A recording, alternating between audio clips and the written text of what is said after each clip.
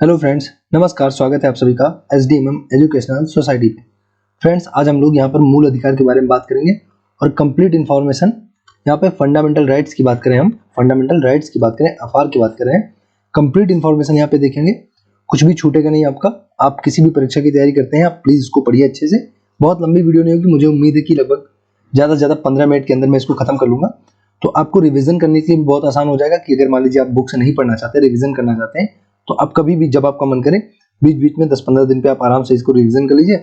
बड़ी मजे से देखिए। मूल कर्तव्य जो होते हैं, फंडामेंटल जो ड्यूटीज होती हैं, उसकी वीडियो मैंने बहुत ही ट्रिकी अंदाज में पूरे कॉन्सेप्ट से समझाई है और मुझे लगता है वो भी 15 मिनट के आसपास की वीडियो होगी। तो आप अगर आप अब तक कभी नहीं देखा नहीं आपने उस वाली वीडियो को, तो प्लीज उसको आप देख लीजिए। और ये है फंडामेंटल राइट, मूल अधिकार। करते हैं आज की वीडियो को स्टार्ट। यहाँ पे कंप्लीट इन्फॉर्मेशन आप देखेंगे, यहाँ लिखा है दुनिया भर में सर्वप्रथम मूल अधिकार ब्रिटेन की संसद। अगर पूरी दुनिया की बात करें तो सबसे पहले किस देश में मूल अधिकार की बात हुई है? ब्रिटेन में बात हुई, मतलब अंग्रेजों के देश में बात हुई है। पास किया गया था। भारत में मूल अधिकारों के लिए कई वर्षों तक संघर्ष चलता रहा और 1927 की देखेंगे, यहाँ से कुछ ज्यादा महत्वपूर्ण प्रश्न बनेंगे नहीं। 1927 की अगर बात करें तो मद्रास में जो है मद्रास अधिवेशन, 1930 के कराची अधिवेशन में इसके बारे में जो है इसके संबंध में प्रस्ताव पास हुआ। और यही नहीं, यहाँ पे कहा जा रहा है कि दूसरा जो गोलमेज सम्मेलन हुआ फ्रेंड्स 1931 में, यहाँ पर गांधी जी के द्वारा भी इसकी मांग उठाई गई। अब जरा देखना, गांधी जी केवल दूसरे गोलमेज सम्मेलन में ही भाग लिए थे ना, केवल दूसरे में। ध्यान रखना 3 गोलमेज सम्मेलन होते हैं, 30, 31 एंड 32। तो देखना 1930, 1931, 1932, 31 वाले में गांधी जी भाग लेते हैं और मूल अधिकारों की यहाँ पे क्या होती है, मांग गांधी जी के द्वारा उठाई जाती है। इस चीज का ख्याल रखना। अगला देखेंगे यहाँ पे, फिर देखेंगे किंतु यह सफल ना हो सका। यहाँ तक कि मैंने इसको थोड़ा सरल भाषा में अपने से लिखा, टाइप किया है, ठीक है। यहाँ तक कि भारत शासन अधिनियम 1935 में भी उसको शामिल नहीं किया गया, जिसमें से भारत के संविधान का 75% से ज्यादा तत्व ग्रहण किए गए हैं। कहने का मतलब ये कि जो भारत शासन अधिनियम 1935 है, भारत का जो संविधान बना, जो 26 नवंबर 1949, 26 नवंबर ना 1949, 1949 को ये संविधान अपना लागू हुआ। और 26 नवंबर 1949 को जो अपना ये अंगीकृत हो, मतलब बनकर तैयार हो गया, और 26 जनवरी 1950 को लागू हुआ। तो 26 नवंबर 1949 को जो संविधान बनकर तैयार हुआ, उसमें से अगर देखा जाए जो पूरा कंप्लीट संविधान था, उसका लगभग 75% भाग जो है भारत शासन अधिनियम 1935 से ही हम लोगों ने कॉपी मार दिया था, सीधा सीधा छाप दिया था। आ रही बस हमने, लेकिन फिर भी मूल अधिकारों की अभी बात नहीं हुई थी। कहने का मतलब ये। फिर आगे देखेंगे, उसके बाद फिर नेक्स्ट यहाँ पे लिखा है कि भारत में कैबिनेट मिशन आने के बाद, 1946 की बात हो रही, 46 ना, कैबिनेट मिशन आने के बाद देखिए क्या होता है। हम बात करें कैसे मूल अधिकार भारतीय संविधान में आ गए हैं, कैसे उनको इंट्रोड्यूस किया गया, इसकी चर्चा हो रही है। तो जब 1946 में कैबिनेट मिशन भारत में आ गया, मार्च में आया था ना, मार्च में, ध्यान रखना, मार्च 1946 में, और 3 सदस्य थे इसमें, है ना। 3 सदस्य की बात करें तो पैथिक लॉरेंस थे, इसको भी देख लेंगे, पैथिक लॉरेंस, लॉरेंस थे, लॉरेंस, ठीक है, पैथिक लॉरेंस थे फ्रेंड्स, लॉरेंस ना। और उसके बाद आपके थे स्टेफोर्ड क्रिप्स, स्टेफोर्ड देख लेना, स्टेफोर्ड क्रिप्स हो जाएंगे, क्रिप्स। और एक उसको एवी अलेक्जेंडर हो जाएंगे, कौन हो जाएगा, एवी अलेक्जेंडर हो जाएंगे, अलेक्जेंडर ना, कौन हो जाएगा भाई, सॉरी, इसको लिखेंगे एवी अलेक्जेंडर, जेंडर ना, एवी अलेक्जेंडर देख लेना भाई। ये 3 सदस्य थे और पैथिक लॉरेंस की अध्यक्षता में आया था। जब ये भारत भेजा गया तो उस समय ब्रिटेन के प्रधानमंत्री कौन थे, एटली थे, एटली, क्लेमेंट एटली। 46 में अगर पूछेगा जब देश आजाद हो रहा था, उस समय ब्रिटेन का प्रधानमंत्री कौन था, एटली था। बहुत पूछा जाता है प्रश्न, ध्यान रखना। और 3 सदस्यीय ये जो दल है, ये भारत आता है। अब जरा देखना यहीं पे क्या होता है, उसी समय क्या होता है देखेंगे। सरदार पटेल की अध्यक्षता में परामर्श समिति, कैसी समिति, देखो परामर्श समिति जो है बनाई गई, सरदार पटेल की अध्यक्षता में परामर्श समिति बनाई गई। समिति का गठन किया गया जिसमें मूल अधिकारों को प्रदान किए जाने की चर्चा की गई, परामर्श समिति में ना। आगे देखेंगे, इस समिति की एक उप समिति भी थी जिसका अध्यक्ष आचार्य जेबी कृपलानी को बनाया गया, आचार्य जेबी कृपलानी को, इसका अध्यक्ष कृपलानी को बनाया गया ना। तो जेबी कृपलानी को बनाया गया। और पूछते हैं कि जिस समय देश आजाद हो रहा था, उस समय जो इंडियन नेशनल कांग्रेस का अध्यक्ष कौन था, तो यही जेबी कृपलानी है ना, आचार्य जेबी कृपलानी थे। ये सारे पूछे जाने वाले प्रश्न जो मैं आपको बता रहा हूँ पूछेगा। जब भारत आजाद हो रहा था उस समय अध्यक्ष कौन बना था, अपने इंडियन नेशनल कांग्रेस का अध्यक्ष कौन बना था, तो अपने जेबी कृपलानी ही बने थे। ठीक है भाई, इन सारी बातों को ध्यान रखना। आगे देखेंगे, फिर कह रहा है कि इन्हीं सब के आधार पर संविधान के भाग 3 में आर्टिकल 12 से 35 तक क्या हो गया, मूल अधिकारों को जोड़ दिया गया। मतलब जो आपकी यहाँ पे समितियां बनी, दोनों समिति और उप समिति, इसी के आधार पर भाग 3 में, ध्यान रखना, भाग 3 और 12 से 35 तक में क्या किया गया फ्रेंड्स, भाग 3 और 12 से 35 तक में क्या किया गया बताओ, आपका मूल अधिकारों को जोड़ दिया गया। अब इसके बाद आगे देखेंगे यहाँ पे मूल अधिकारों के बारे में, और जोड़ दिया गया, ठीक है भाई। और इसके बाद कहा गया कि कहाँ के संविधान से लिए गए, अमेरिका के संविधान से जो है मूल अधिकार हम लोगों ने ग्रहण किए। तो ये सारी बातें आसान है, ध्यान रखना। फिर मूल अधिकारों की बात करें तो फ्रेंड्स जो है वर्तमान में 6 प्रकार के मूल अधिकार है, पहले 7 होते थे। संपत्ति का अधिकार जो है उसको 44th आर्टिकल में 44वें संविधान संशोधन 1978 के द्वारा समाप्त कर दिया गया। संपत्ति के अधिकार को कानूनी अधिकार बना दिया गया, या फिर विधिक अधिकार आप बोल सकते हो, कानूनी या तो विधिक अधिकार बना दिया गया संपत्ति के अधिकार को 44वें संविधान संशोधन 1978 के द्वारा। तो वर्तमान में कितने हैं, 6 हैं। देखो पहले जो संपत्ति का अधिकार जब मूल अधिकार था, जब फंडामेंटल राइट था, तो वो 31 आर्टिकल में हुआ करता था, क्योंकि आपको पता है 12 से 35 तक क्या है, मूल अधिकार है। तो पहले वो 31 में था, लेकिन अब क्योंकि मूल अधिकार नहीं रहा, अब कहाँ पे पहुंच गया, वो 300 के का में पहुंच गया। और अब ये एक प्रकार का क्या है भाई, कानूनी अधिकार है, विधिक अधिकार है, ध्यान रखना। तो अभी वर्तमान में कितने मूल अधिकार हैं, फंडामेंटल राइट कितने हैं, 6 मूल अधिकार हैं। तो देखेंगे सबसे पहला हो जाएगा समानता का अधिकार, नंबर 1 हो जाएगा समानता का अधिकार। ये आर्टिकल 14 से 18 हो जाएगा। बस जैसे मैं बता रहा हूँ ना, इसी तरह आप इसको रिवीजन कर लेना 2-3 बार, आसानी से आपको याद हो जाएगा। बहुत ताबड़तोड़ इसीलिए मैं पढ़ा रहा हूँ, बस आपके रिवीजन करवाने के लिए, ठीक है। पहला हो जाएगा समानता का अधिकार, अनुच्छेद 14 से 18। फिर दूसरा देखेंगे, दूसरा हो जाएगा फ्रेंड्स स्वतंत्रता का अधिकार। स्वतंत्रता का अधिकार सेकंड नंबर पर स्वतंत्रता, और ये हो जाएगा 19 से 22। आर्टिकल 19 से 22 हो जाएगा स्वतंत्र। ध्यान रख लेना, इस तरह पूछेगा आपसे, है ना, समानता कहाँ तक है, स्वतंत्रता कहाँ तक है, ठीक है। फिर तीसरे की अगर बात करें हम लोग यहाँ पे, तो शोषण के विरुद्ध अधिकार हो जाएगा, ये हो जाएगा 23 से 24। शोषण के विरुद्ध हो जाएगा 23 से 24।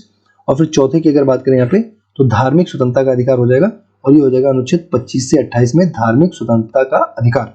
फिर नेक्स्ट है 5वां संस्कृत तथा शिक्षा का अधिकार, यहाँ पे हो जाएगा 29 से 30। संस्कृत और शिक्षा कहाँ पे हो जाएगा, 29 से 30 में हो जाएगा। ध्यान रखेंगे, इसको बढ़िया से आप देखते रहिए ना, 2-3 बार 4 बार 10 बार रिवीजन कीजिए ना। जब आप भूलने लगे उठा के एक बार रिवीजन मार लीजिए। छोटी सी वीडियो में बनाऊंगा, इसीलिए मैं ताबड़तोड़ पढ़ा रहा हूँ ना। तो अगर छठे की बात करें, अंतिम की बात करें, तो ये हो जाएगा संवैधानिक उपचारों का अधिकार, आर्टिकल 32। और इसी को डॉक्टर भीमराव अम्बेडकर जी ने कहा था संविधान की आत्मा बोला था, संविधान की आत्मा बोला था डॉक्टर भीमराव अम्बेडकर जी ने। जब किसी व्यक्ति के मौलिक अधिकारों का हनन होता है, तो वो आर्टिकल 32 के तहत जो है सुप्रीम कोर्ट में डायरेक्ट रिट दायर कर सकता है, रिट दायर कर सकता है। और रिट पर मैं एक कंप्लीट अलग से वीडियो बनाऊंगा। 5 प्रकार की रिट होती है, मैं इनके बारे में आपको स्पेशल एक वीडियो बना के दूंगा ना। तो 32 आर्टिकल के तहत जो है कोई व्यक्ति जब उसके मौलिक अधिकारों का हनन होगा, तो डायरेक्ट सुप्रीम कोर्ट में जा सकता है। और इसीलिए डॉक्टर भीमराव अम्बेडकर जी ने इसको बोला संविधान की आत्मा बोला। आर्टिकल 32 को, संवैधानिक उपचारों के अधिकार को डॉक्टर भीमराव अम्बेडकर जी ने क्या कहा, संविधान की आत्मा कहा। तो ये 6 प्रकार के मौलिक अधिकार आपने देखे। आगे देखेंगे, अब यहाँ पे जो मैं 12 से 35 की बात कर रहा था, तो सारे आर्टिकलों, जितने आर्टिकल हैं यहाँ पे, उनको अलग अलग तरीकों से आपको पढ़ना पड़ेगा। जैसे अनुच्छेद 12 में क्या लिखा है, राज्य की परिभाषा। बस डायरेक्ट आपको याद करना है कि 12 में लिखा भाई राज्य की परिभाषा। 12 में क्या है, राज्य की परिभाषा। अनुच्छेद 13 में क्या है, अनुच्छेद 13 में मूल अधिकारों का अल्पीकरण करने वाली विधियां शून्य घोषित की गई हैं। मतलब ऐसी कोई भी विधि, ऐसा कोई भी नियम अगर संसद बनाएगी जिससे मूल अधिकार कम होंगे, तो ऐसे नियम को शून्य माना जाएगा, उस नियम को नहीं माना जाएगा। वो कहा गया है अनुच्छेद 13 में। मुझे लगता है समझ में आ गया। देखो आर्टिकल 368 है ना फ्रेंड्स, उसमें कहा गया कि संविधान संशोधन करने का अधिकार संसद को है, लेकिन ये कहा जा रहा है कि संसद जो है ऐसा कोई भी संशोधन नहीं करेगी जिससे मूल अधिकारों का अल्पीकरण हो, मतलब उनकी जो क्रेडिबिलिटी है, उनका जो पावर है, वो किसी प्रकार से कम होने पाए। हाँ, और अगर ऐसा होता है तो आर्टिकल 13 में कहा गया कि ये संशोधन माना ही नहीं जाएगा, जीरो माना जाएगा। आगे बात समझ आ गई होगी। अगला देखते हैं, आर्टिकल 14 की बात करेंगे तो आर्टिकल 14 की फ्रेंड्स बात करेंगे तो विधि की समझ समता हो जाएगा।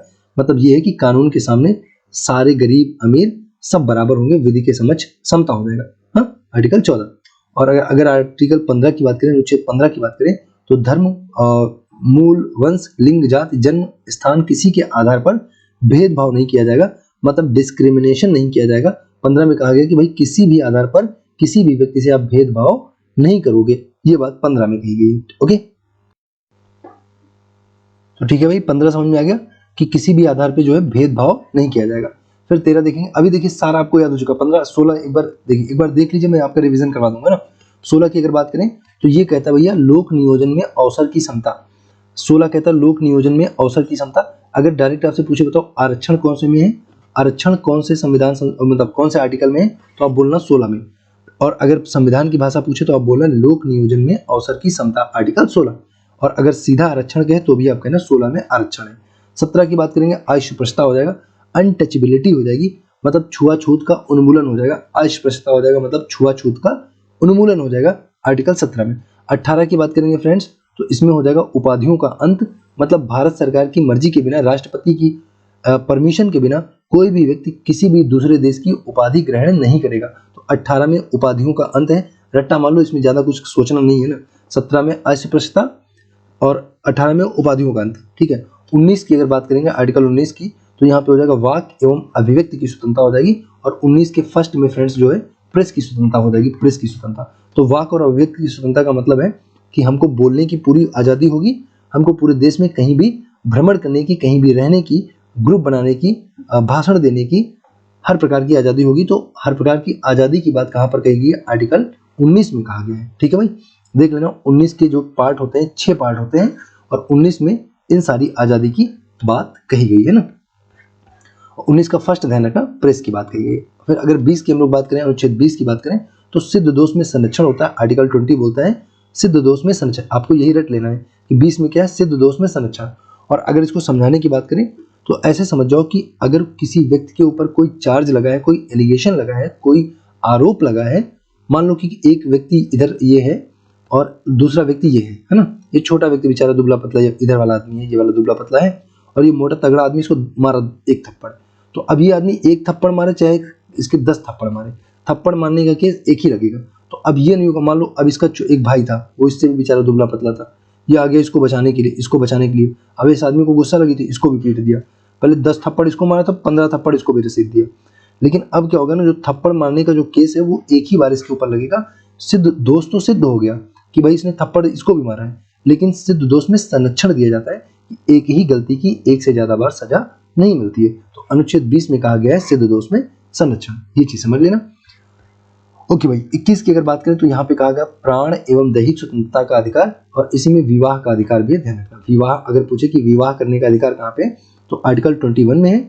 और भाई ये भी ध्यान रखना कि 21 में प्राण एवं दैहिक स्वतंत्रता का अधिकार है, इसमें जीने का अधिकार है लेकिन मरने का अधिकार नहीं है, ठीक है, सिर्फ जीने का अधिकार है। तो 21 में प्राण एवं दैहिक स्वतंत्रता का अधिकार हो जाएगा, ठीक। 21 के का की बात करेंगे तो 6 से 14 वर्ष तक के बच्चों के लिए शिक्षा की बात करेंगे। 21 के का में देख लेना, ये भी एक प्रकार का क्या है, फंडामेंटल राइट है, मूल अधिकार है 6 से 14 वर्ष तक के बच्चों के लिए शिक्षा। 21 के का में कहा गया है, 21 के का में। 22 की बात करें फ्रेंड्स, यहाँ पे निवारक निरोध हो जाएगा, निवारक निरोध। 22 की बात करेंगे क्या हो जाएगा, निवारक निरोध हो जाएगा। मतलब ये सीधा सीधा अगर बताएं तो कह लो कि अगर कोई व्यक्ति पुलिस कस्टडी में है तो 24 घंटे के अंदर उसको जो है मजिस्ट्रेट के सामने प्रस्तुत करना पड़ेगा, ये निवारक निरोध होता है। और यहाँ पे कई सारी चीजें होती है, जैसे मान लो आपको अपना वकील करना है, कोई व्यक्ति जो पुलिस कस्टडी में है उसको अपना वकील करना है ना, तो उन सब की छूट यहाँ पर दी गई है। तो 22 में आपको ध्यान रखना निवारक निरोध, और 24 घंटे के अंदर मजिस्ट्रेट के सामने जो भी कल्पित होगा, जो भी दोषी होगा, उसको प्रस्तुत करना पड़ेगा, पुलिस को मजिस्ट्रेट के सामने ले जाना पड़ेगा उस पर्टिकुलर आदमी को। तो 22 में क्या है, निवारक निरोध है। समझ में आ गया ना। कोई चीज नहीं समझ में आई होगी तो आप कमेंट करके बता देना, फिर से हम समझा देंगे ना।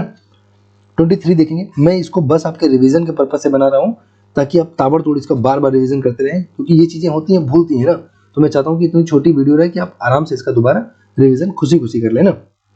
23 की अगर बात करें तो 23 में फ्रेंड्स बलात् श्रम की बात कही गई है। बलात् श्रम का मतलब है जबरदस्ती किसी से काम करवाना, बलपूर्वक काम करवाना। तो 23 में कहा गया कि बलात् श्रम का निषेध किया जाएगा। 23 में है बलात् श्रम का निषेध, ठीक है। अगला देखेंगे, अगला है 24। 24 में क्या, बाल श्रम। देखो 23 में बलात् श्रम है, 23 में क्या है, सॉरी 23 में है बलात् श्रम और 24 में बाल श्रम। 24 में कहा गया कि 14 वर्ष से, 24 में कहा गया 14 वर्ष, 24 में कहा गया 14 वर्ष, 24 में कहा गया 14 वर्ष से कम आयु के बच्चों को जोखिमपूर्ण कार्य पर नहीं रखा जाएगा। मतलब बाल श्रम निषेध की बात करता है आर्टिकल 24। आर्टिकल 23 क्या करता है, बलात् श्रम। आर्टिकल 24 क्या करता है, बाल श्रम। ध्यान रखना। नेक्स्ट देखेंगे 25 की बात करें तो धर्म की बात करेंगे। आर्टिकल 25 क्या करता है, धर्म के अंतःकरण की स्वतंत्रता। मतलब ये धर्म की स्वतंत्रता की बात करता है। धर्म की स्वतंत्रता कहाँ पे भाई, आर्टिकल 25 में धर्म की स्वतंत्रता। 26 में बात करेंगे तो धार्मिक कार्यों के प्रबंधन की स्वतंत्रता। यहाँ पे क्या है, यहाँ पे धर्म के अंतःकरण मतलब पूजा पाठ करना है अगर आपको तो कीजिए, और यहाँ पे उसका प्रबंध करना है तो वो भी कर लीजिए। 26 में धार्मिक कार्यों के प्रबंधन की स्वतंत्रता कही गई है, प्रबंध करने के लिए 26 में कहा गया। 27 में क्या कहा गया, धार्मिक अभिवृद्धि हेतु कर से मुक्त, मतलब ये है कि अगर कोई आपसे टैक्स लेने आता है और आपको इंटरेस्ट नहीं है उस धर्म में, उस चीज में टैक्स देने में, तो आप बिल्कुल मना कर सकते हो, ये आपका अपना मौलिक अधिकार है। जबरदस्ती आपके साथ कोई नहीं कर सकता। अगर कोई जबरदस्ती करे तो 32 से सुप्रीम कोर्ट में जा सकते हो और 226 से हाई कोर्ट में आप डायरेक्ट याचिका दायर कर सकते हो। ये चीज समझ के रखना। 27 में कहा गया कि भाई जबरदस्ती कोई आपसे कर नहीं मांगेगा, ये चीज समझ के रखना। 28 में क्या कहा गया, 28 में कहा गया शिक्षण संस्थाओं में धार्मिक शिक्षा दिए जाने का निषेध किया गया है। भाई 28 में कहा गया कि धार्मिक शिक्षा नहीं दिया जाएगा, 28 में कहा गया धार्मिक शिक्षा नहीं दिया जाएगा, बस इतना सा ध्यान रखना। 27 में टैक्स नहीं दिया जाएगा जबरदस्ती, और 28 में धार्मिक शिक्षा नहीं दिया जाएगा। 29 में देखेंगे अल्पसंख्यक वर्गों के हितों का संरक्षण, बस याद रखना। 29 में क्या है, अल्पसंख्यक। 29 में क्या है, अल्पसंख्यक। 29 में क्या है, अल्पसंख्यक। ओके, 30 देखेंगे शिक्षण संस्थाओं की स्थापना। 30 में कहा गया भाई, 30 में कहा गया स्थापना। 30 में क्या कहा गया, शिक्षण संस्थाओं की स्थापना की बात कही गई है आर्टिकल 30 में, शिक्षण संस्थाओं की स्थापना। और 32 आप सबको पता है संवैधानिक उपचारों का अधिकार है। डॉक्टर भीमराव अम्बेडकर जी ने इसको क्या कहा, संविधान की आत्मा कहा। देखिए सारे आर्टिकल हो गए ना। अब ए और कुछ है क्या, हाँ नीचे देखेंगे यहाँ पे कुछ मैंने केस जोड़े थे, उसको बाद में दिखाएंगे। एक बार आप इसका रिवीजन कर लीजिए जल्दी से, फटाफट से, एकदम आर्टिकल का रिवीजन करना पड़ेगा, है ना। तो सबसे पहले देखेंगे 12 क्या हो जाएगा फ्रेंड्स। 12 में मैंने कहा राज्य की परिभाषा। 13 देखेंगे मूल अधिकारों का अल्पीकरण करने वाली सारी विधियां शून्य मानी जाएंगी। 14 में विधि की समझ समता। 15 में धर्म, मूल, वंश, जाति, लिंग, स्थान आदि के आधार पर भेदभाव नहीं किया जाएगा। 16 में आरक्षण, लोक नियोजन में अवसर की क्षमता। 17 अशप्रस्ता मतलब छुआछूत का उन्मूलन करेंगे। 18 में उपाधियों का अंत। 19 में वाक एवं अभिव्यक्ति की स्वतंत्रता। 20 में सिद्ध दोष में संरक्षण, और वही थप्पड़ वाला। फिर अगला देखेंगे फ्रेंड्स, यहाँ पे 21 में हो जाएगा प्राण और दैहिक स्वतंत्रता का अधिकार। 21 का हो जाएगा शिक्षा वाला, आप समझ जाना, 6 से 14 वर्ष। 22 में निवारक निरोध हो जाएगा, हाँ। और उसके बाद 23 में बलाश्रम हो जाएगा। 24 में बाल श्रम हो जाएगा। 25 में धर्म हो जाएगा, धर्म मतलब पूजा करने की स्वतंत्रता, मतलब अंतःकरण की बात होगी। 26 में हो जाएगी उसके प्रबंधन की बात, है ना। 26 में धर्म के प्रबंधन की बात हो जाएगी। 27 में धार्मिक अभिवृद्धि हेतु कर से मुक्ति, मतलब यहाँ टैक्स हम लोग, मतलब सॉरी, हम लोगों को अगर कोई टैक्स मांगेगा, हम लोगों से कोई चंदा मांगने आएगा जबरदस्ती, तो हम लोग नहीं देंगे। 28 की बात करेंगे तो शिक्षण संस्थाओं में धार्मिक शिक्षा दिए जाने का निषेध, मतलब धार्मिक शिक्षा का निषेध किया गया 28 में। 29 में अल्पसंख्यक। 30 में शिक्षण संस्थाओं की स्थापना। देखो कितनी तेजी से रिवीजन होता है ना, इसको कहते हैं, एक बार पढ़ने में टाइम लगता है लेकिन रिवीजन करना बहुत आसान है। तो बस एक बार मेहनत से पढ़ लीजिए प्लीज, है ना। उसके बाद ऐसे ही रिवीजन आप दूसरी तीसरी बार करोगे ना, चुटकियों का खेल लगा, चुटकियों का मजे मजे में आप कर डालोगे ना, ताबड़तोड़ आपकी जबान पे पूरा रटा रहेगा। तो 30 में है शिक्षण संस्थाओं की स्थापना, और 32 में संवैधानिक उपचारों का अधिकार। अब आइए समझ लेते हैं इस आइटम को पूरा। कुछ वाद हैं जो कि पूछे जाते हैं, मैंने डाल दिए यहाँ पे कंप्लीट इन्फॉर्मेशन, इसीलिए मैंने पहले बोला कि किस वाद में उच्चतम न्यायालय ने यह अभिनिर्धारित किया कि अनुच्छेद 21 में जीने का अधिकार है लेकिन मरने का अधिकार नहीं है। पहले ही मैंने कहा था कि 21 कहता प्राण और दैहिक स्वतंत्रता का अधिकार, यहाँ पर जीने का अधिकार है लेकिन मरने का अधिकार नहीं है। तो ये ज्ञान कौर बनाम पंजाब राज्य का केस है। ये दरोगा और पुलिस की परीक्षा के अति इंपॉर्टेंट प्रश्न है। ज्ञान कौर बनाम पंजाब राज्य के केस में कहा गया कि भाई जो अपना अनुच्छेद 21 है जीने का अधिकार देता है लेकिन मरने का अधिकार नहीं देता। ये ज्ञान की बात है, कैसी बात है, ज्ञान की बात। ज्ञान कौर बनाम पंजाब राज्य, ध्यान रखना। नेक्स्ट देखेंगे किस वाद में उच्चतम न्यायालय ने जन स्थानों पर धूम्रपान निषेध कर दिया। तो देख लेना भैया, मुरली एस देवड़ा बनाम भारत संघ वाद। अब बताओ, इस देवड़ा लग रहा, बेवड़ा जैसा लग रहा, देवड़ा मतलब देवड़ा ऐसा लग रहा, बेवड़ा, बेवड़ा लोग तो नशा करते हैं ना। और भाई फिर उसको मुरली मतलब समझ जाओ, मुरली मतलब कोई छड़ी है, कोई डंडी है ना, उसी डंडे से उसको मारा जाएगा। कोई बेवड़ा होगा तो उसको उसी डंडे से मारेंगे, उसे मुरली लिए रहोगे, उसे पाड़ से मारना उसको ना। अगर वो क्या करेगा, धूम्रपान करेगा किसी स्थान पर, ओके, धूम्रपान करेगा तो उसको उसी से मारा जाएगा। तो बेवड़ा को, बेवड़ा मतलब देवड़ा। ओके, नेक्स्ट देखेंगे।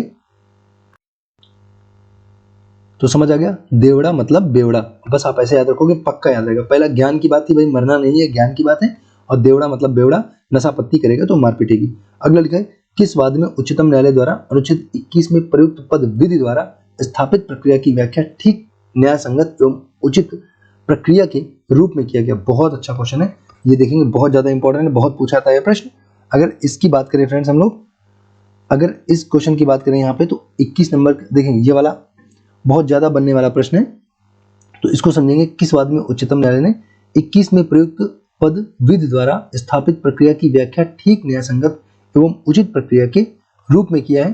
तो ये मेनका गांधी का केस ध्यान रखना भैया, मूल अधिकार से संबंधित है, फंडामेंटल राइट से संबंधित ये अधिकार, ये जो केस हो जाएगा मेनका गांधी का जो केस है किससे संबंधित है, फंडामेंटल राइट से संबंधित है मेनका गांधी का केस। ओके, आर्टिकल 21 से संबंधित है और इसमें विधि द्वारा स्थापित प्रक्रिया की व्याख्या की गई है, विधि द्वारा स्थापित प्रक्रिया की व्याख्या की गई है, फंडामेंटल राइट की व्याख्या की। प्राइमरली आपको ध्यान रखना कि आर्टिकल 21 की व्याख्या की गई है बढ़िया से मेनका गांधी के केस में, मेनका गांधी, ध्यान रखना। ओके, नेक्स्ट देखेंगे, किस वाद में शिक्षा के अधिकार को जीवन के अधिकार में, किस वाद में शिक्षा के अधिकार को जीवन के अधिकार में उच्चतम न्यायालय ने शामिल किया। आपको बताना है कि जो शिक्षा का अधिकार है वो जीवन का अधिकार है, ये कौन से वाले वाद में कहा गया। तो देखना भैया ये वाद कौन सा हो जाएगा, मोहिनी जैन बनाम कर्नाटक राज्य। ओके, और 86वें संविधान संशोधन आपको पता ही है कि 86वां संविधान संशोधन 2002 के द्वारा जो है शिक्षा के अधिकार को 11वां मौलिक कर्तव्य भी बना दिया गया और अधिकार तो बनी गया है ना, 21 का में मौलिक अधिकार तो है ये। ओके जी, तो आपको ध्यान रखना कि इसको जो जीवन का अधिकार कहा गया, शिक्षा के अधिकार को जीवन का अधिकार कहाँ कहा गया, मोहिनी जैन। देखो इनके नाम में जान आ गई, जान, मोहिनी जान, है ना। तो ध्यान रखना कि जैन मतलब शिक्षा का अधिकार, जान का अधिकार, जान मतलब जीवन होता है ना, तो मोहिनी जैन मतलब जान, तो मोहिनी जान आप समझ जाओगे कर्नाटक राज्य का केस था, शिक्षा के अधिकार को जीवन का अधिकार बना दिया गया। नेक्स्ट क्वेश्चन देखेंगे, उच्चतम न्यायालय ने किस वाद में अब निर्धारित किया, बताएंगे भाई, उच्चतम न्यायालय ने किस वाद में अब निर्धारित किया कि तीव्र गति से यानी कि विचारण एक मूल अधिकार है। आपको बताना है स्पीडी ट्रायल, बहुत ज्यादा इंपॉर्टेंट है, एसआई के लिए तो बहुत ज्यादा इंपॉर्टेंट ये क्वेश्चन है, यूपीएसआई के लिए तो एकदम तगड़ा क्वेश्चन है ना, यूपीएसआई के लिए और पुलिस के लिए, ध्यान रखना। तो इसका नाम है हुस्न आरा खातून बनाम बिहार, 50 बार पूछा गया प्रश्न ना, हुस्न आरा खातून बनाम बिहार राज्य हो जाएगा फ्रेंड्स, इसको थोड़ा देख लेंगे आप, हुस्न आरा खातून बनाम क्या हो जाएगा, बिहार राज्य हो जाएगा। इसमें क्या कहा गया था कि भाई जो जेल में पड़े कैदी हैं उनके केस की फटाफट से सुनवाई कीजिए और बिना मतलब में जो जेल के अंदर पड़े हैं बेचारे उनको बाहर कीजिए। हुस्न आरा खातून बनाम बिहार राज्य, ध्यान रखना ये हुस्न आरा कौन सी है, बिहार वाली हैं जिन्होंने जेल से बहुत सारे लोगों को बाहर निकाला था। सर्वोच्च न्यायालय ने किस वाद में लैंगिक उत्पीड़न को मानवाधिकार अतिक्रमण के रूप में अब निर्धारित किया। तो ध्यान रखेंगे लैंगिक उत्पीड़न की अगर बात आएगी तो विशाखा बनाम राजस्थान, और आपको पता ही है कि भाई राजस्थान में क्या है, बाल विवाह जैसी बहुत सारी समस्याएं हैं और जब छोटे बच्चों की शादी हो जाएगी तो वहां पे लैंगिक उत्पीड़न तो होंगे ही। तो विशाखा बनाम राजस्थान का एक केस है, इसको थोड़ा सा आपको ध्यान रखना है। अगला क्वेश्चन देखेंगे यहाँ पे, और कुछ चीजें यहाँ पे बड़ी इंपॉर्टेंट है उसको देख लेंगे। एक और मैं यहाँ पे लगाया हूँ छोटा सा स्लाइड है, केशवानंद का भारती का केस मैंने अलग से लगा दिया, देख लेना भाई। 1973 का ये केस है, ये भी मूल अधिकारों से संबंधित है। यहाँ पे कहा गया संवैधानिक संशोधन अनुच्छेद 13 के अर्थों में नहीं अतः संसद, या पूरा पढ़ेंगे, केशवानंद भारती मामले में न्यायालय ने उक्त संशोधन को वैध घोषित करते हुए निर्धारित किया कि संवैधानिक संशोधन अनुच्छेद 13 के अर्थों में विधि नहीं है। अब इसको मैं समझा रहा हूँ, अतः संसद मूल अधिकारों में संशोधन कर सकती है, किंतु इस प्रकार देखो यहाँ पर सबसे महत्वपूर्ण बात है आपको याद रखना, बेसिक स्ट्रक्चर, मूलभूत ढांचे। तो केशवानंद केस का आपको बस इतना सा ध्यान रखना कि 1973 और केरल राज्य का था, केरल है ना राज्य, ध्यान रखना। और यहाँ पे ध्यान रखना कि इस केस में जो है बेसिक स्ट्रक्चर की बात कही गई है, मूल ढांचे का जो है कॉन्सेप्ट निकलता है। कहा गया कि जो संसद है उसको 368 के तहत संविधान में संशोधन करने का हक है, लेकिन संशोधन ऐसा करे कि जो संविधान का मूल ढांचा है, जो बेसिक स्ट्रक्चर ऑफ कॉन्स्टिट्यूशन है, वो डिस्टर्ब ना होने पाए। ये केशवानंद केस में कहा गया, 1973 का केस है।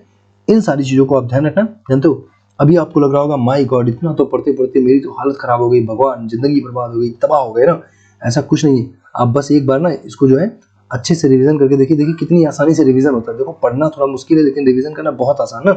तो अब मैं आपको रिवीजन करवाऊंगा तो वीडियो लंबी होगी, इसलिए मैं नहीं करवा रहा हूँ। आप प्लीज अपनी ईमानदारी से इस वीडियो को बंद करने से पहले एक बार पीछे जाइए और स्टार्टिंग से पूरा अच्छे से रिवीजन कीजिए।